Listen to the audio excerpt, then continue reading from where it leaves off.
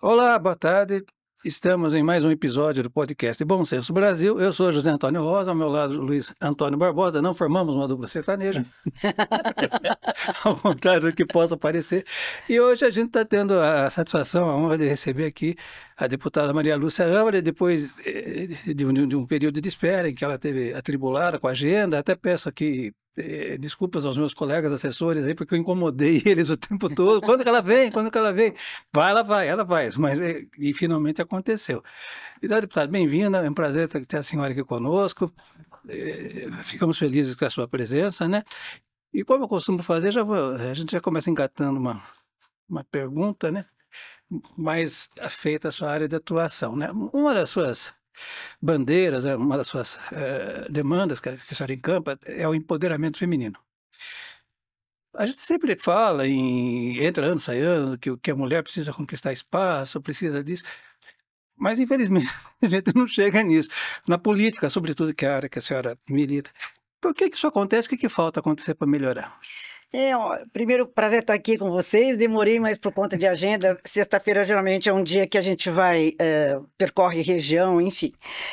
Eu acho que uma série de valores que foram se modificando, né? Primeiro, a lei de cotas, eu considero uma discriminação positiva, porque ela abre um caminho. Só que as mulheres não estão conseguindo acompanhar. Haja visto que algumas eleições em algumas cidades foram praticamente, os vereadores foram cassados por conta de uma cota fraudulenta de mulheres. Então, assim, o erro partidário e o erro das mulheres que se permitiram, né, a prestar um desserviço para o crescimento das mulheres na política. E as mulheres, elas têm uma característica completamente diferente do homem na política. As mulheres são, no geral eu falo, elas são mais centradas, elas são mais comprometidas, a gente vê isso no dia a dia de cada um. E eu percebo, por exemplo, na própria Assembleia Legislativa, a primeira vez que o meu primeiro mandato tinham 9 mulheres, hoje tem 25. É um avanço? É um avanço. Mas ainda é pequeno. Mas ainda não atingimos nem a cota que nós nos propusemos, que é de 30%. Primeiro, os partidos têm ações predatórias em relação às campanhas femininas. Os empresários, na época que podia fazer a doação, não investiam nas candidaturas femininas. Isso é uma realidade. Na época que podia, lá para trás, que eu estou no 6º mandato, eu tinha muita dificuldade de ter recursos para as campanhas por conta dessa situação. Então, isso já é uma tradição nas nossas campanhas. Que nem os Estados Unidos. Os Estados Unidos tem o Emily's List, que são mulheres empresárias que bancam outras mulheres para se sentirem representadas. E nós não temos essa consciência ainda no Brasil da participação. Eu participo, por exemplo, do Virada Feminina Internacional e do Nacional. A presidente é a Marta Lívia Suplicy, ela é coordenadora do trabalho relativo às mulheres na Fiesp e tem dado um avanço com relação a isso. E eu fui para a Itália ano passado a convite da Virada e a convite também da Embaixada de Roma, Embaixada de Milão, e também do Parlamento italiano. E eu fui lá, na verdade, também para falar, aprender, né, um pouco mais da política internacional em relação às mulheres. Eu voltei um pouco decepcionada no seguinte sentido: ainda o Brasil, com toda a dificuldade que tem, as nossas leis ainda são extremamente modernas, né? A Lei Maria da Penha, essas leis não tem no parlamento. Um parlamento tão antigo quanto o da Itália. Então, lá as mulheres também. Então, a gente percebe que não é um privilégio, entre aspas, negativo do Brasil. Isso no mundo inteiro, ainda a gente percebe como é difícil conseguir algumas coisas. E o pior, quando algumas mulheres vão nos representar, ou na presidência, ou como governo de estado, ou na prefeitura, algumas criam dificuldades, né? Aí começam a falar que mulher briga, só sabe brigar, não sabe resolver, não sabe discutir. Então, a gente cria um precedente histórico ruim para nós mulheres, né? Então, assim, isso é algumas das dificuldades que a gente encontra no dia a dia. Eu tenho um foco no sentido real de empoderamento de mulher, porque eu não sou só uma deputada, eu sou militante política. Eu estou há 33 anos no mesmo partido político, por conta de acreditar na social-democracia do partido pelo qual eu escolhi, que hoje fugiu de todos os princípios ideológicos, sociais, democráticos, enfim. Hoje já não representa o que é importante. Então, eu estou falando assim, meio espalhando motivos, porque foram motivos que vão aparecendo e a gente vai lembrando como é difícil ser mulher no Brasil e como é difícil ser mulher na política no Brasil. Na questão do respeito, na questão... por exemplo, particularmente, eu me sinto até privilegiada, porque, assim, eu tenho tido... sou muito respeitada na Assembleia pela trajetória. Quando tem algum embate lá, a gente sempre convida para que eu possa participar, porque a experiência, a maturidade vai também ajudando. Então, vem os novos, com experiências novas que são importantes, mas acho que a experiência também, ela faz um gancho importante nessas relações. Então, esses são alguns dos motivos, mas a gente percebe que ainda não conseguimos. E o mais importante, não é o mais importante, mas é um dado real.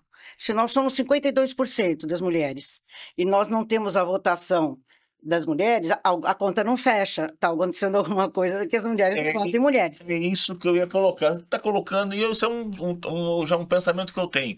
Eu falo, né? Eu sou um grande defensor, né, do direito da mulher. Eu sou casado, tenho mãe, tenho irmã e tenho 3 filhas. Então, se eu não for... Tem juízo. Me dá problema. Mas eu falo isso, gente. Por que mulher não vota em mulher?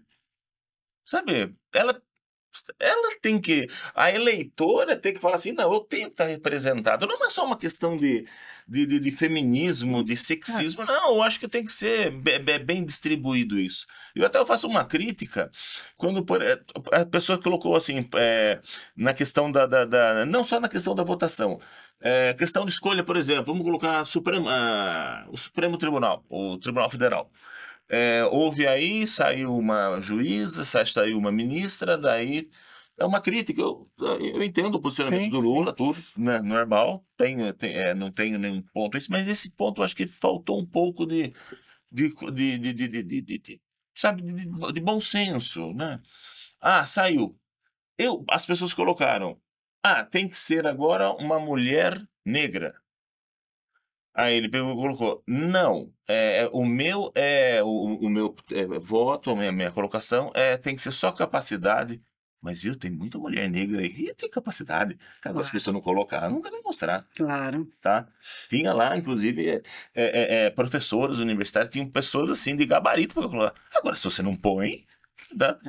Tem pessoas de capacidade. Nós estamos sem espaço para nos exibirmos, entre aspas, para mostrar, sair do invisível, para enxergar as mulheres com a competência que tem. Você vê Finlândia, países super evoluídos, como as mulheres são respeitadas, e também quando elas chegam lá, na Alemanha, independente da questão ideológica, estou falando de competência de gestão. Sim. E isso, se nós pudéssemos usar todos os nossos atributos de gênero unidos à capacidade de gestão, nós podemos transformar muito o mundo, ajudar muito. Não é nada contra os homens, mas eu acho que nós nos complementamos. E isso é extremamente importante. Por exemplo, você está falando isso, eu lembro que na Assembleia eu fui a primeira mulher vice-presidente da Assembleia Legislativa em 150 anos. E aí, quando o presidente era o Capês, ele veio conversar comigo e pedir apoio para presidente. Eu falei, eu te apoio para presidente se você me indicar para vice-presidente. Nunca tinha acontecido isso. Então, nós ficamos lutando, brigando, disputando com outras mulheres também, mas, assim, consegui ser a primeira mulher a ser vice-presidente e presidente interinamente. O que aconteceu depois? Dessas 2, 3 últimas gestões, não tem mulher nenhuma nem na mesa, mas nem naquela 4ª secretaria. Então, assim, você dá um avanço, em vez de solidificar, você volta para trás. Volta para trás. Olha que retrocesso. Olha que retrocesso. Então, quando eu fui presidente da Comissão de Ética, há uns anos atrás, que até foi uma comissão bem ativa no sentido, porque teve muitas dificuldades, foi a pior gestão, que com brigas, desrespeitos, misoginia, tudo que você possa imaginar, tinha naquela... Eram eu de mulher e mais 8 homens. Na hora de você votar alguma coisa contra uma mulher, tá tranquilo. Quando era contra um homem, os comparativos eram completamente diferentes. Por exemplo, nós tínhamos o caso do deputado que foi cassado, E tivemos uma deputada que foi assediada. Então, o que se discutia, porque ela é assim, ela se comporta assim, eu falei, pera um pouquinho, não estamos Aquele que passou analisando. mal É, lembro disso. é.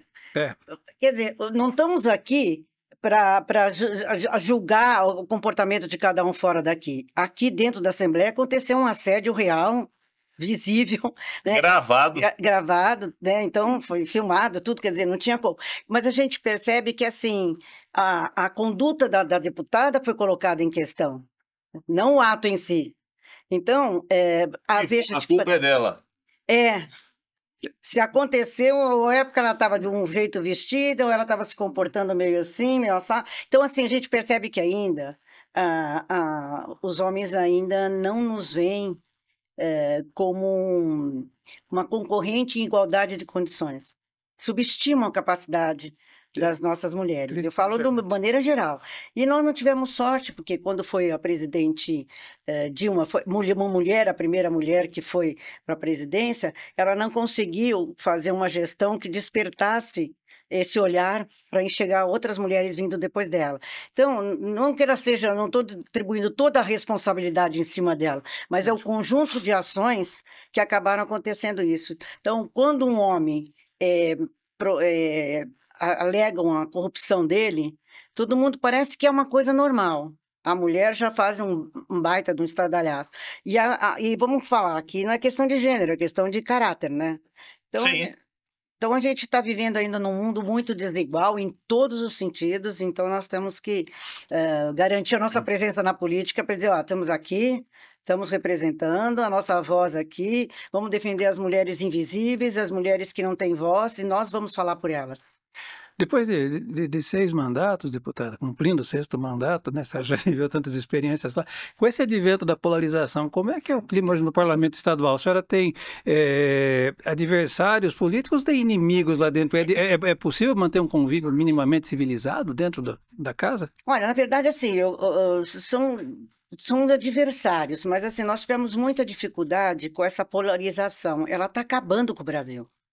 Ela dividiu ao meio. Exato. E o centro, que era, na minha cabeça, até eu escolhi ser centro, porque o centro, como o próprio nome define, ele é um equilíbrio. Né? E a gente está percebendo... O PSDB sempre foi um partido mais centrado. Foi. Não era de fazer muito para cá, muito para lá. Tanto que grandes avanços eu atribuo ao PSDB. A quebra da inflação, o Plano Real... foi o PSDB. Então ele tem. A gente até questiona, puxa, um partido que fez tanto, por que deixou ficar nessa situação? Nós vamos falar disso depois, eu quero perguntar para ela. Nós pegamos aqui, você vê, em 94, nós tivemos uma campanha, o Renato foi candidato a deputado estadual, o Panunzio era o federal, o Serra era o governador é Mário Covas e o presidente Fernando Henrique. Aquela imagem daquela forma de fazer política fez história. Nós fomos capas da Times, a revista Times, pela grandeza, e a última carreata, aquela gigantesca, foi aqui na cidade. Eu era presidente do partido do PSDB nesse momento. Nós tivemos um Brasil equilibrado, nós tínhamos um estadista na presidência da República, gostem ou não vou falar da questão ideológica. O Fernando Henrique me representava, Dona Ruth Cardoso nos representava, uma mulher focada, culta, preparada, né? No silêncio ela fazia as ações importantes dela. Então, esses projetos antigos que tinham lá para trás, projeto Rondon, aqueles projetos que faziam com que os estudantes conhecessem outras realidades. A partir daí, nós tivemos mulheres até identificadas com ações na época de Collor, a mulher dele na Legião, acho que era Legião LBV. Então, assim, denuncia uma mulher, né, chega na presidência da República e é acusada de desviar recursos da área social. Então, assim, a gente não estava mais acontecendo, uma coisa assim terrivelmente nociva para o nosso país. Eu posso dizer com absoluta tranquilidade que era Mário Covas com o Fernando Henrique, aqui na nossa cidade, que nós tínhamos o Renato Amaro como prefeito, foi uma gestão exemplar no sentido do país ficar em paz, não tinha essas polarizações, né? Não tinham esses escândalos que hoje na política nacional a gente percebe. Então, hoje a gente tem que tomar muito cuidado com a questão da visibilidade da nossa cidade, do nosso estado, do país. Hoje o país é mal visto lá fora por uma série de coisas, né? Você vê hoje, no dia eu estava lendo uma matéria que foi considerado, não sei em que, logo nos primeiros lugares, os países que não querem visitar o Brasil por conta da violência. Então, isso impacta na economia, impacta no turismo, e aí respinga em todas as ações do nosso país. E por aí a gente estava falando aqui um pouco antes, qual é a situação do país hoje? Um país desacreditado, um país polarizado, né? Um país onde cria-se um Deus, né? Se mistifica uma personalidade, né?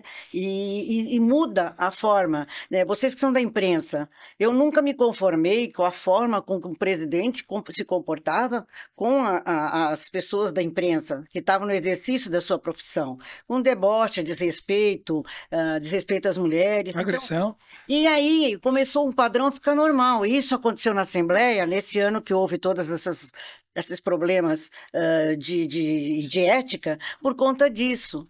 O pessoal achou que é normal gritar, né, ir para agressão, e peitar as pessoas, não permitir que elas falam, né, que tentar calar as pessoas que queriam se O errado manifestar. começou a ficar certo. Por aí, né? Hoje é normal. Essas notícias parece que é tudo normal. E parece que no Brasil não aprende. Não sei como resolver. Isso aí até é interessante, que eu falei, né, mas eu lembrei que quem falou isso também foi o presidente do Supremo Tribunal agora, O Barroso. o Barroso. Ele falou: o errado precisa voltar a ser errado. É, E é aí você verdade. coloca, né? Eu vou fazer essa comparação, que eu, assim, né? Eu não compactuava, não compactuo com algumas posições de extremo. Mas aí você colocou uma situação da questão da representação do Fernando Henrique, tá? Um presidente, ele tem que ir nos países, tem que ser respeitado, ele tem que ser um presidente, puxa, que me entristeceu muito, ele ir num país, não deixar ele não poder entrar numa padaria. Falei, puxa, meu presidente foi barrado numa padaria, meu. Que triste. É o seu presidente.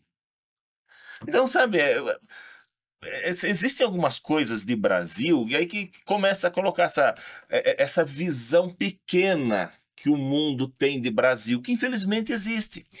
Mas tem uma coisa também que você está falando de mulheres, nós estamos falando de mulheres, porém eu percebo assim, não é por conta da esquerda do presidente Lula, mas eu não percebo já alguns mandatos de presidente uma mulher fazendo o papel de comandar um projeto social. Não adianta ficar falando que vamos erradicar a pobreza e ficar viajando para lá e para lá, fazendo discurso, mas não apresentar nenhum projeto que possa dar visibilidade. Por isso que eu lembro sempre do Dona Ruth, porque Eu ela acho que foi a última. Foi a última. Depois foi só Eu não confusão. lembro mais de nenhuma fazendo esse tipo Mas de trabalho. faz falta. Sim. Faz falta. Claro Eu que conheço as mulheres dos prefeitos da nossa região, a maioria eu conheço pelo nome, tenho boa ligação, eu vejo mulheres que pegam o social de brava e fazem um projeto, tentam diminuir as distâncias sociais, né, implementam uma justiça social na cidade, acompanham os trabalhos. E a gente não vê em algumas cidades, no nosso país, alguém comandar o projeto social, como tem que ser feito. Então, é aí que a gente vê... E quando vai fazer alguma coisa, faz o que não deve. Exatamente, exatamente. Pior que é. Se empodera, porque assim, a gente percebe muito assim que as pessoas, elas pegam o poder, às vezes tem assessor eu vejo os assessores sei lá, de ministro, de governador e tal, que às vezes eles pegam a autoridade de quem tem, como se eles fossem autoridade e se comportam de uma forma. E, às vezes, não pode ter uma mulher na presidência da República, mulher do presidente, se mostrar como autoridade acima do que a competência lhe permite. Então, por exemplo, hoje, sinceramente falando, a mulher do presidente da República não nos representa, porque não é porque ela é de esquerda, é porque ela não tem nenhum projeto social. Ela tinha que ter palavras mais de paz, de conciliação, chamar as mulheres do governador do Brasil todo, fazer reuniões, implementar projetos sociais, vamos erradicar a pobreza de uma maneira geral, chamando os estados. Tem tempo para isso, tem condição para isso, tem recurso para isso, né? Mas é um trabalho isolado, levando uma imagem errada, uma imagem desrespeitosa de mulheres que não nos representam. Então, isso a gente percebe que na Alemanha nós tivemos mulheres, né? Na Inglaterra, Sim. lá para trás, mulheres que. Margaret Thatcher. Então, assim, que tinha uma presença que. Angela Merkel. Sim, Com certeza. sim. E aí, como é que fica a desigualdade? Manifesta exatamente por conta dessa falta de compromisso com o social. Então, não adianta a gente falar de ideologia política quando, na prática, você não exercita o que é importante para a população. Então, Deixa eu engatar aquela pergunta que eu estava pronta aqui. O PSDB governou São Paulo por 20 anos, chegou a ser uma das maiores forças políticas do país, se não a maior. Hoje está reduzida. A bancada na Câmara Federal é de 13 deputados. Eu confesso que eu não sei quanto era. O que aconteceu com o partido? Finalizou, inclusive, aquela junção com o Podemos? Como é que Não. foi? Não, primeiro era com o PSD, estava tudo certo, morreu. Depois foi com União Brasil. União Brasil, não deu certo. Depois agora com o Podemos também acabou. Não tem como, porque... não vai ter mais. Não há mais possibilidade, porque queria que a presidente, pelo que eu soube, né, porque eu não estava nas reuniões, porque nem isso nós temos acesso mais. O Vitor Lippe é o presidente aqui do PSDB, eu sou vice. Só que nós não podemos filiar ninguém sem aprovação do Nacional. Então, democraticamente, acabou o PSDB nessa linha. Eu entrei por uma... Eu escolhi o PSDB, não é porque ele era a bola da vez, tanto que deixou de ser a bola da vez, eu continuei no mesmo partido político. Na alegria e na tristeza eu estava lá. Sim. Agora, ele fugiu dos objetivos que norteavam a minha ida, que foi para lá. Então, hoje, eu não encontro... Eu preciso ter líderes que eu possa admirar. Às vezes eu brinco, o pessoal fala, quem você admira? Eu falei, vou escolher um morto, porque eu sei que esse não tem mais história dele. Então, Mário Covas, pronto. Porque a gente às vezes fala, de repente desanda tudo, e a gente, aquela pessoa que você admirava, ela cai no seu conceito e aí deixa de ser. Por exemplo, eu não posso ter um presidente do meu partido chamado Aécio Neves. Certo. Incompatível com a minha forma de entender a democracia política desse país. Então, quem mais está lá? Aí para você filiar uma pessoa, o estadual não tem mais voz, o municipal já não tinha. O estadual não tem mais voz, que eu sou do estadual também. Então, quer dizer, eu não posso me submeter às decisões monocráticas do senhor Aécio. Então, não tenho mais clima para permanecer nesse partido. Não é porque ele não é a bola da vez. Porque eu vejo que tem candidatos aí que já mudaram de partido 5, 6, 7 vezes. Porque agora eu estou escolhendo, vendo para onde que eu vou, porque eu sou centro e eu quero um partido que a gente pudesse ter uma militância proporcional às ideologias. Eu não sei, isso não existe mais, então está difícil. Eu vou fazer uma comparação. Você assistiu o Titanic?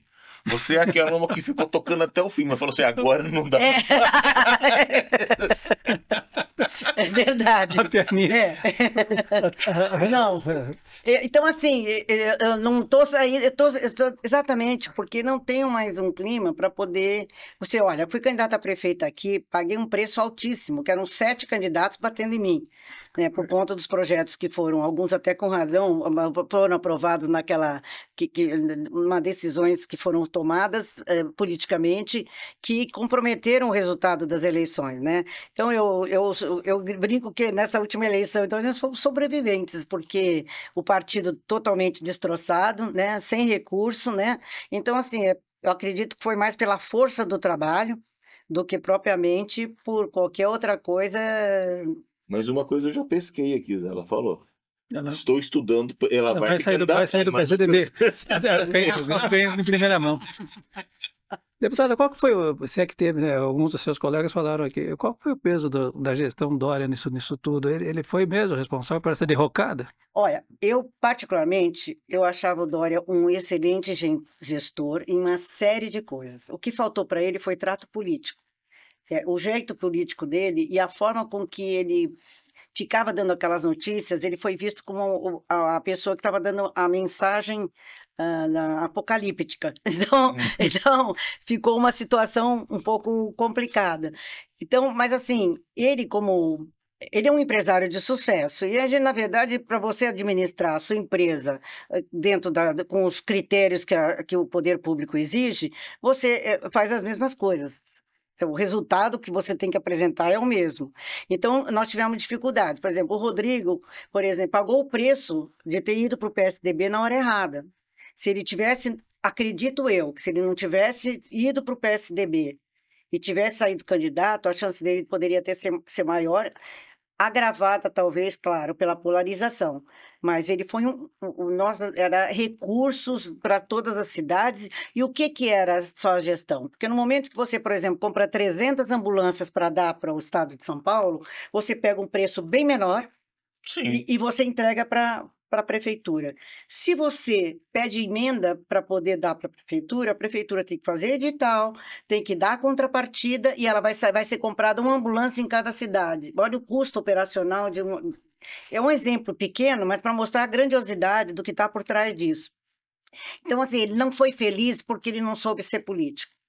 Mas eu acho que ele tem... Na realidade, Maria Lúcia, uma coisa que você coloca, uma coisa que eu entendo muito também, vejo muito nesse ponto, é assim, tudo bem, a gente tem essa questão, um grande gestor, excelente, mas ele tem que saber fazer política. Sim. Existem algumas diferenças em questões privadas e política. Não porque o político seja ruim, mas tem algumas situações que você tem que saber, você tem que ter uma maleabilidade diferente. Eu acho que isso faltou pro Dória.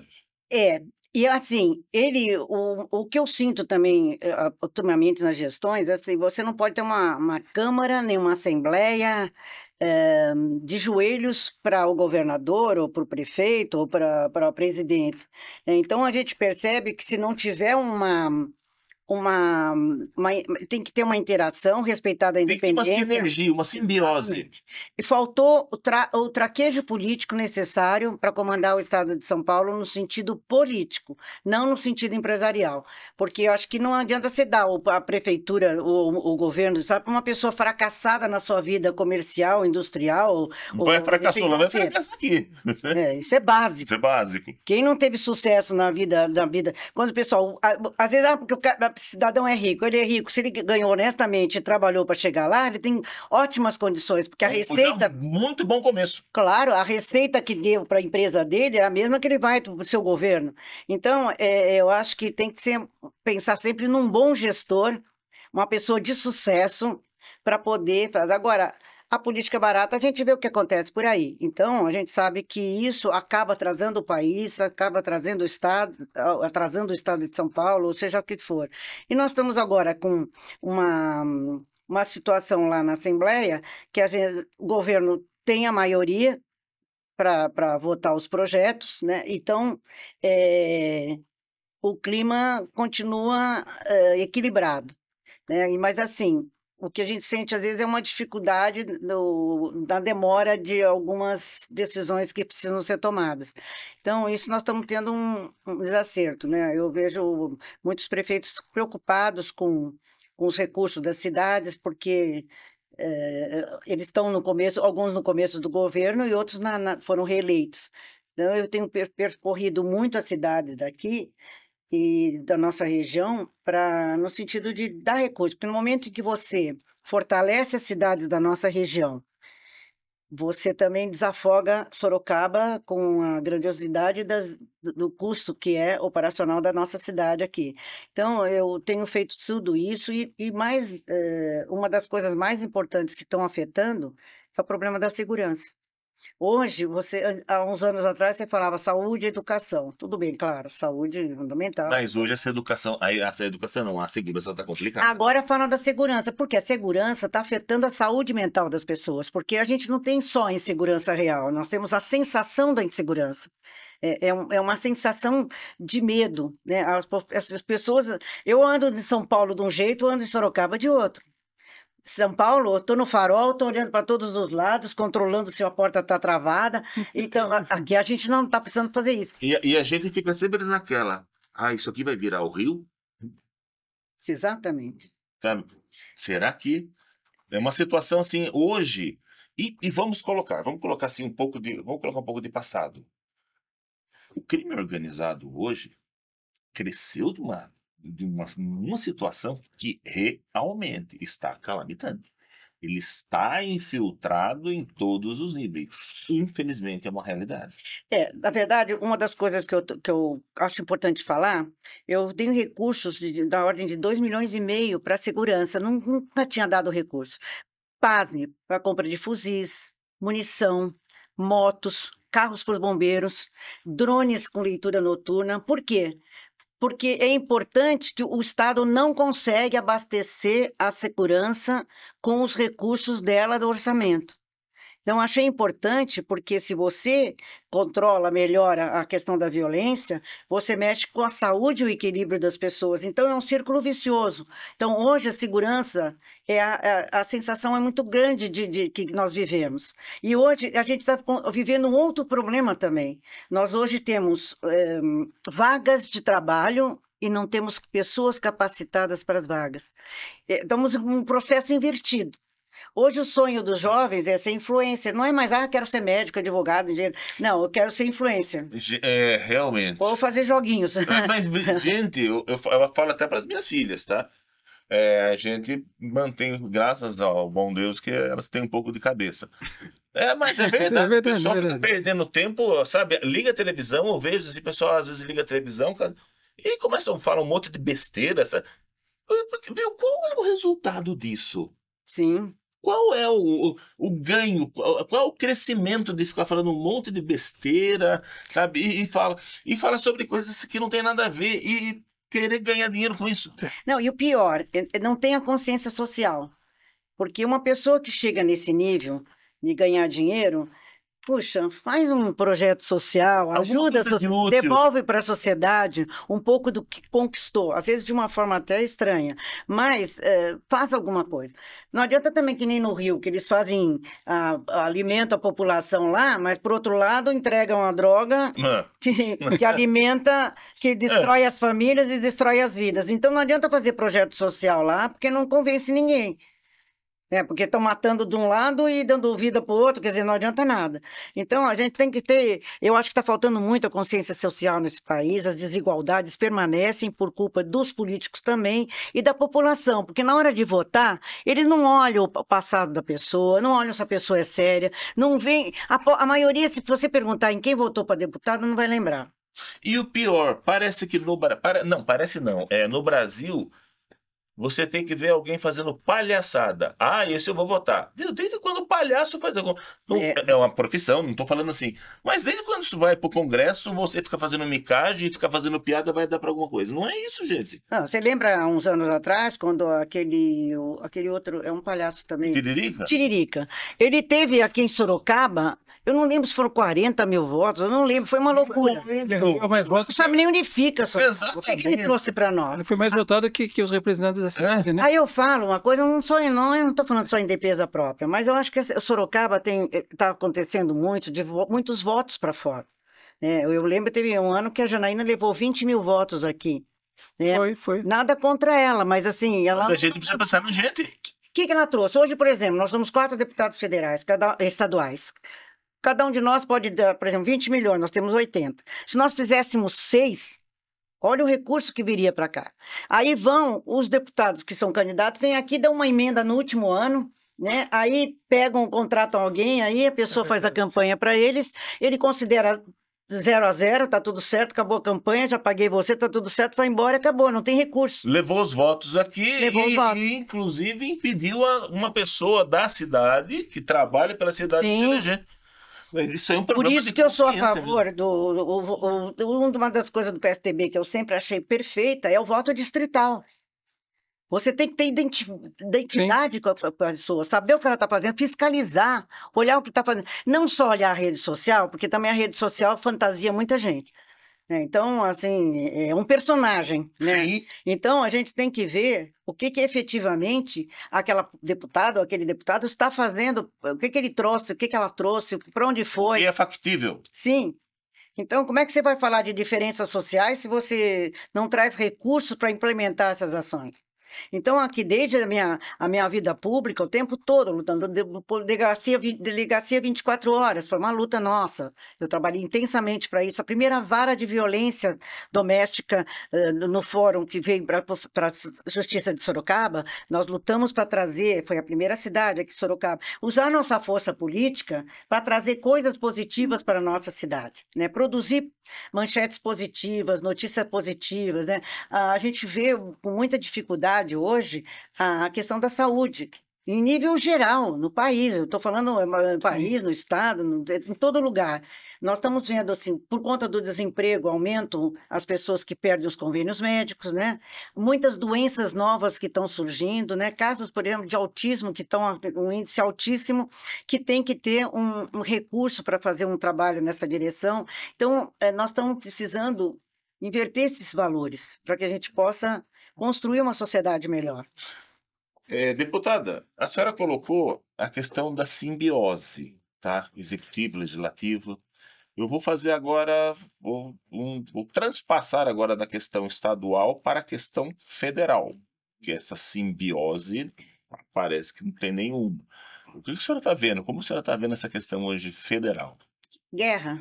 É uma guerra do executivo com o legislativo, E com a judiciária. que tá refletindo pesado na população. Então, esse toma lá da cá também está complicado, o Supremo interferindo, né?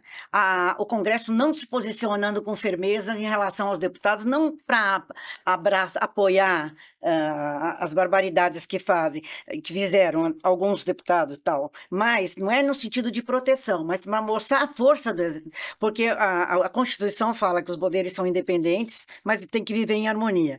Só que assim, o Supremo dá ordem no Congresso. O Congresso peita o presidente, aí o presidente recua, às vezes ele vai e avança. Então, a derrota de ontem, né? Isso, Do IOF. Entendeu? Então, mostrou assim, muito isso. mostrou. Então, olha, cuidado conosco, porque nós temos como reagir. Tá? E aí, o que acontece com os deputados acaba sendo julgado de uma forma que o Congresso não se posiciona, não se coloca. A senhora, para quem não sabe, também é formada em Direito, tá? É uma advogada. E aí a senhora está colocando aí a questão aí desses problemas, né? E a gente vê o seguinte, a gente vê o Congresso brigando por algumas coisas, né? Quando se fala, por exemplo, de emenda, a gente viu uma coisa ridícula. Aí agora que apareceu, poxa, uma emenda de 3 milhões de deputados para o condomínio dele. Pelo amor de Deus, sabe? Você fala, nossa, beira o ridículo, não dá, né? Não é ridículo, é crime. Mas, puxa, a gente precisa ver Não é isso. ridículo.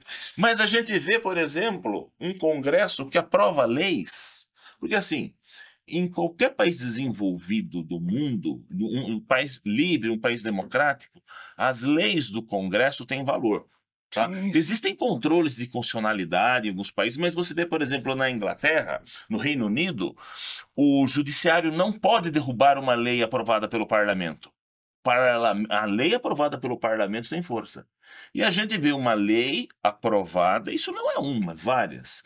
Você vê uma lei aprovada pelo Congresso, por 300, 400 deputados, por mais 80 senadores, e um juiz de primeira instância fala, não, ela não tem valor. Isso não é uma aberração jurídica, uma aberração dessa teoria tripartite dos poderes? E muitas vezes o que aconteceu aqui, particularmente no estado de São Paulo, muitas vezes o Ministério Público tomava providências que não avançavam, né? E também muitas coisas que também acabaram interferindo nas decisões. Então, o choque entre poderes hoje virou uma fogueira de vaidades, né? Não mexe comigo Isso. porque eu te faço isso. Então, assim, Vamos ver quem manda mais. e essa disputa está comprometendo a justiça real. Como você falou, eu fiz mestrado em Direito Administrativo Constitucional. Eu estudei muito essas matérias, gosto muito, eu leio muito com relação a isso. Tudo que está acontecendo eu procuro saber para a gente ver quais as vertentes, para a gente poder entender o que está acontecendo. Por exemplo, o próprio Michel Temer sempre foi um constitucionalista. Sim. E aí, na hora da questão do poder, ele estava lá do lado da esquerda, não estou dando minha opinião pessoal, mas para histórico dele, a população não entendeu. Então, essa mistura de valores, e aí faz com que a gente, muitas vezes, o país perde muito com isso. Esses acordos políticos que acabam interferindo no resultado da gestão do município, do estado, enfim, ou do país.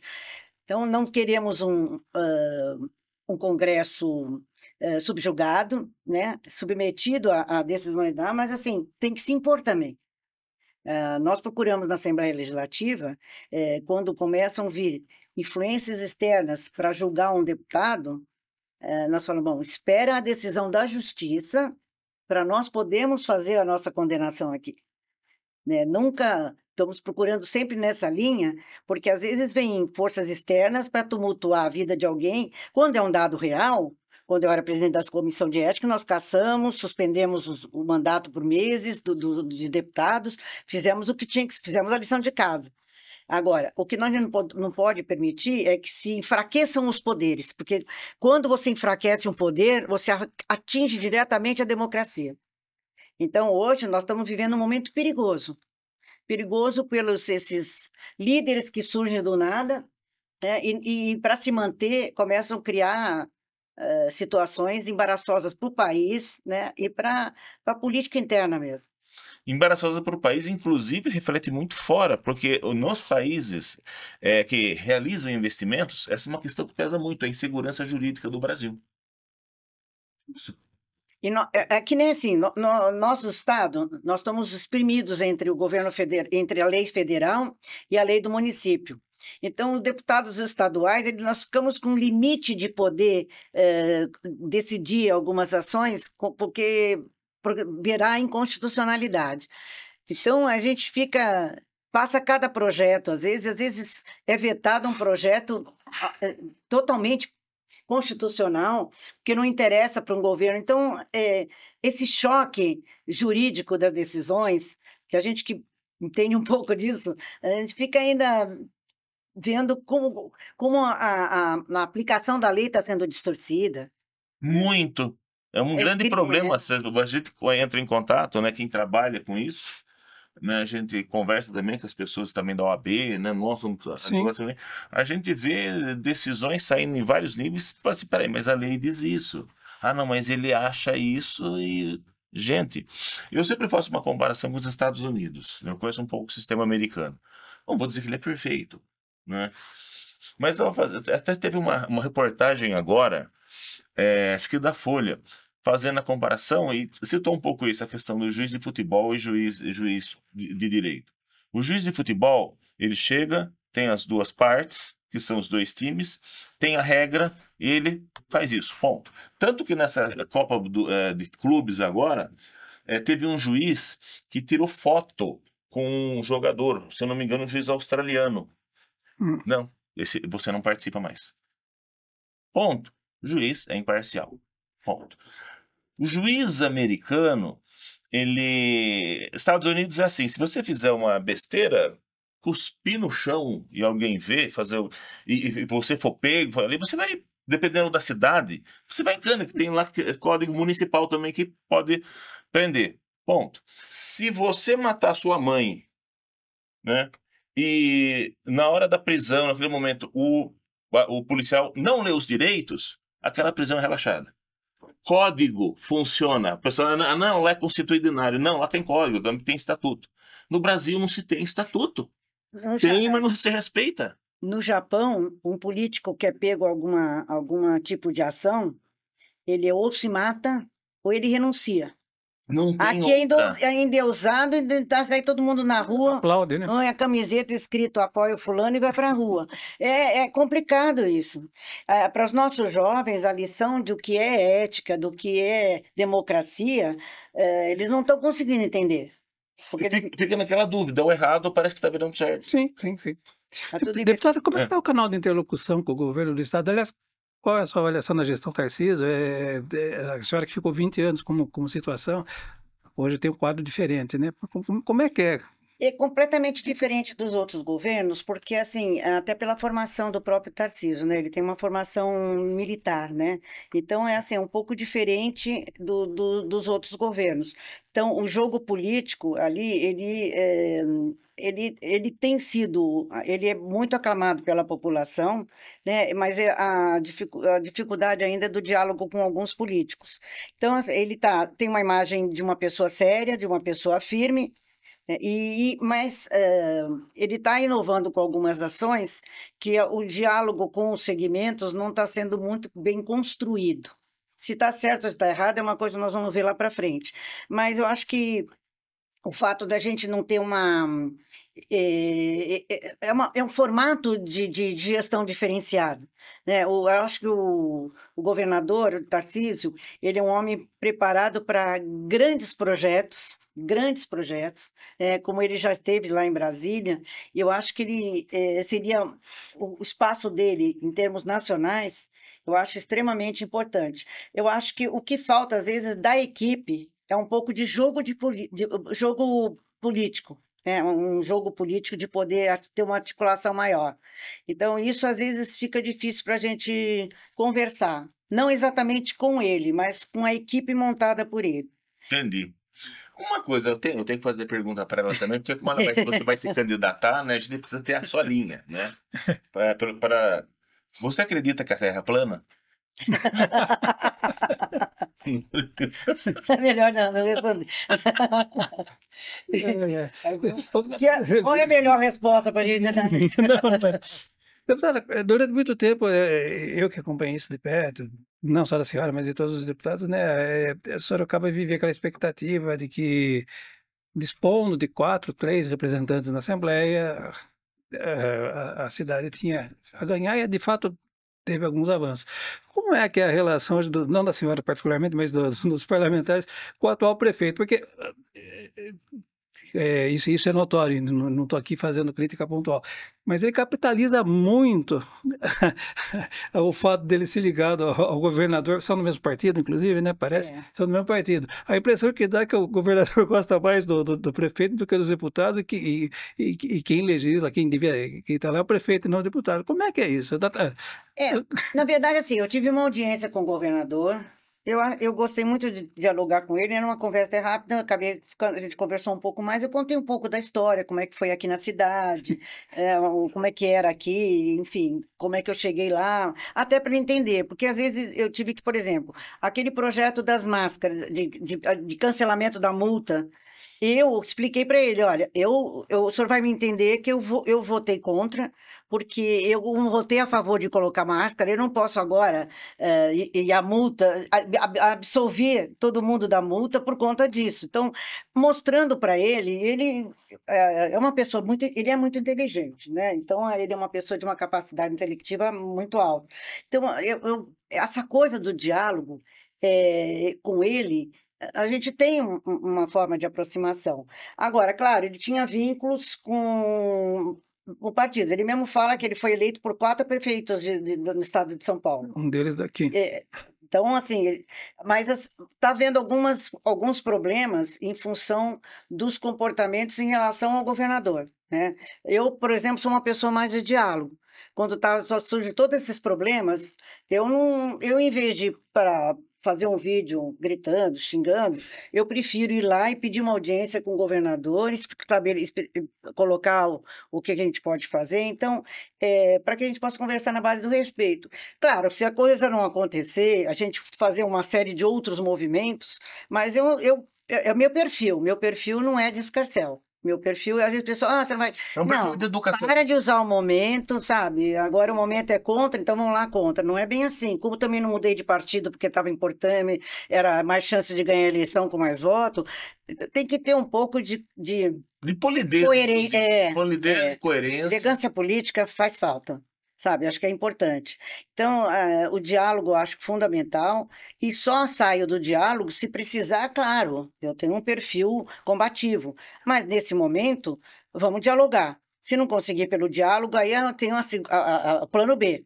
Mas enquanto puder, vamos usar o plano. Então, o governador está insatisfeito com algumas posturas de deputados por conta dos comportamentos, assim, não porque são contra ele, a forma que fazem. E quem perde? A população, porque você sabe, né? Quando um governo fica aborrecido com o deputado, as consequências vão para aquele deputado e a população. Quem paga? Você vai pedir alguma coisa, o governo fala, ué, você não. Não. Não. Pronto. Agora, não é por isso também que a gente vai se submeter a tudo, não é isso. Não é enfrentar, é dialogar. Ele seria um bom quadro para 2026 ou ainda é cedo para pensar nisso? Tá complicado, porque as pessoas também mudam de ideia, mudam de partido, mudam de lado. E olha, eu estou muito confusa, eu confesso para vocês, estou muito confusa com a questão de mudança partidária. Porque eu vou esperar a janela, né? Claro, porque eu quero saber quem vai ser o candidato a governador e quem vai ser o candidato a presidente. Quer dizer, esses partidos políticos que estão aí, dependendo para que lado eles forem, eu não pretendo ir junto. Eu preciso... Aquela coisa, a gente ultimamente está votando no menos pior. Em algumas situações, a gente está votando no menos pior. Então, eu queria... Eu sonho o tempo que eu podia escolher com gosto para a rua, fazer campanha, pedir voto, porque eu acreditava que as coisas iam acontecer, aquele idealismo. Hoje, sinceramente falando, está difícil. Mas eu ainda acho que o Tarcísio sai para presidente. O Bolsonaro ou os filhos, sei lá, não... Eu vejo esse movimento até no próprio partido dele, tipo assim, olha, não dá. Eu acho que o Tarcísio, ele tá fazendo o seguinte, ele não quer cometer o erro, vamos dizer assim, que o Dória fez quando deu o problema com o Alckmin e ficar ruim, mas está caminhando para o próprio partido, né, do Bolsonaro falar não dá. Então, mas aí que tá, aí ele sai para presidente. Abre-se um espaço. Quem vai ser o candidato a governador? Aí eu não sei quem você...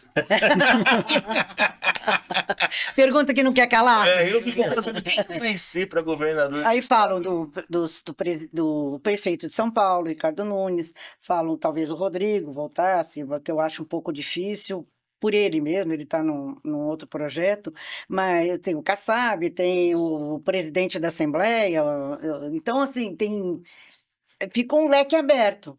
Se o caminho à direita juntasse com o mas centro. Não tem assim um nome. Vamos voltar para o passado, aquele que a população do estado não é que conheça.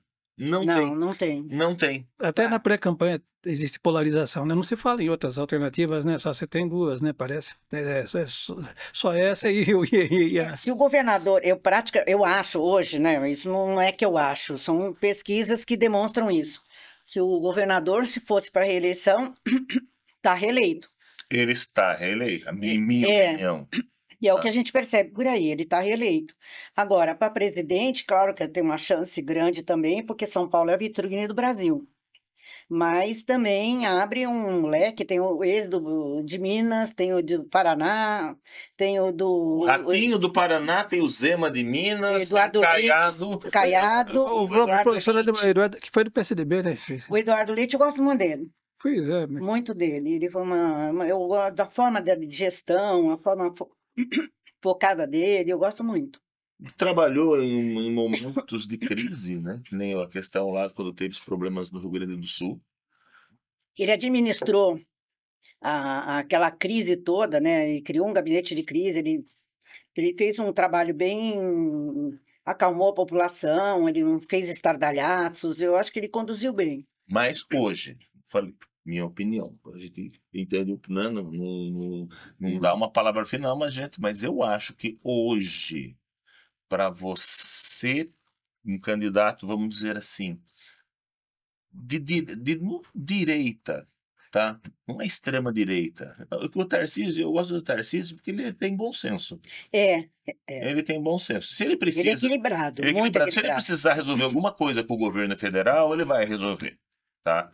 Se ele precisar ser contra isso, eu não vejo, assim, atitudes, né, vamos dizer assim, radicais, né? Não eu tem. acho que hoje, de todos esses que nós falamos, o que tem mais chance É o Tarcísio. Sim, sem É o dúvida. Tarcísio. Hoje ele tem muita chance.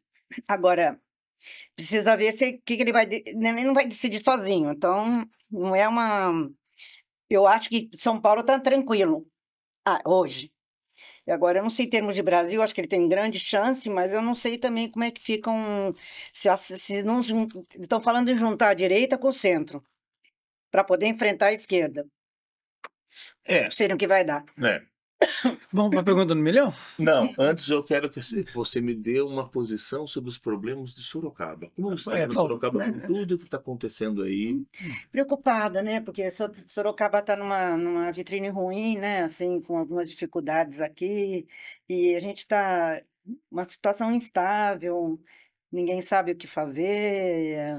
Hum, A gente percebe. Algumas notícias ruins que têm chegado. Então, isso aí é uma situação complicada, né? Então, assim, enquanto não se toma um caminho, a gente fica nessa incerteza, né? Na questão da cidade.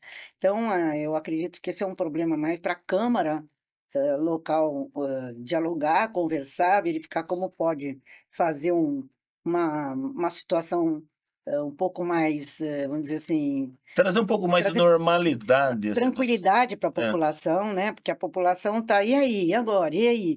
Então, eu acho que o papel da Câmara agora seria bastante importante, se posicionar no sentido de tranquilizar a população, ver o que que eles podem fazer também, junto à prefeitura, como pode ajudar a melhorar essa situação, como melhorar, porque esses climas de incerteza, né? E aí tem esse problema também da saúde, que hora é o Estado, aí também não repassa o recurso, aí não vem recurso de Brasília, então fica esse Tá, jogo. tá esse dilema aí quanto à questão, eu já fui perguntado 3 vezes pela imprensa.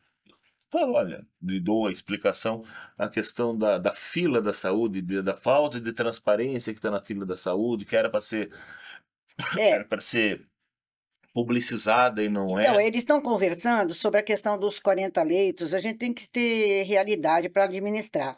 O convênio, a organização social, ela está contratada para aquele número de leitos. Sim, Esses leitos estão desocupados, foram com verbas da época do Covid. sim. E não foram verbas que foram para um hospital normal, foi por um recurso extra para Uma tratamento situação de Covid. extraordinária. Então, os leitos estão disponíveis, agora o que tem que o governo, sem fazer estardalhaço, mas dado de realidade, para a organização social, não estou aqui para defender a organização social, para dizer juridicamente qual é a situação. Para eles assumirem esses 40 leitos, o governo do estado precisa fazer aditar esse contrato que não está previsto esses 40 leitos. Foi naquela situação de emergência. Tem os leitos lá? Tem. Mas tem que fazer no meu modo de ver, tem que aditar o Você tem que contrato. contratualizar isso aí. Não pode ser uma coisa assim aberta, ó, de boca. Agora, as reclamações que estão vindo de falta de atendimento, de cirurgia, tudo isso, a única forma de resolver essa situação, única forma não, mas uma das formas de resolver é primeiro fazer um mutirão, né, e fazer uma triagem, porque às vezes tem pessoas que estão há 5 anos para fazer cirurgia, ou já morreram, ou já fizeram no particular. Muito. Então tem que adequar essa lista que tem aí com dados de realidade, né? Fazer um mutirão para primeiro analisar essa lista. Ver como realmente está. Exatamente. Porque tem cirurgias que se demorar para fazer, A pessoa morre. exatamente. Ou piora o quadro, e até no sentido de custo para a rede pública, é um custo mais alto. Então, eu, por exemplo, dei vários milhões de recursos aqui para a cidade de Sorocaba, para o GEPASSE, para o BOS, para o Santa Lucinda, para o Conjunto Hospitalar, para vários desses, Santa Casa. Não podemos esquecer que eu que trouxe através muita luta lá para trazer o Hospital do Câncer, né, que melhorou em muito a situação nossa aqui junto com o Padre Flávio, que tem feito uma mudança radical na questão da responsabilidade com a saúde. Então, essas forças que precisamos manter para poder, através de recursos e emendas dos deputados, dos vereadores, dos deputados estaduais e federais, né? Para a gente ajudar a construção dessas ações. Ontem também eu visito muito a região, né, e eu dou recursos também. Ontem foi visitar em Tietê, a Santa Casa, nós demos recursos 200 mil, estão ampliando o número de leitos. Então, isso é efetivamente tomar uma medida com resultado certo. Se investe, a obra fica pronta e a capacidade de atendimento aumenta. Então, fazer conta.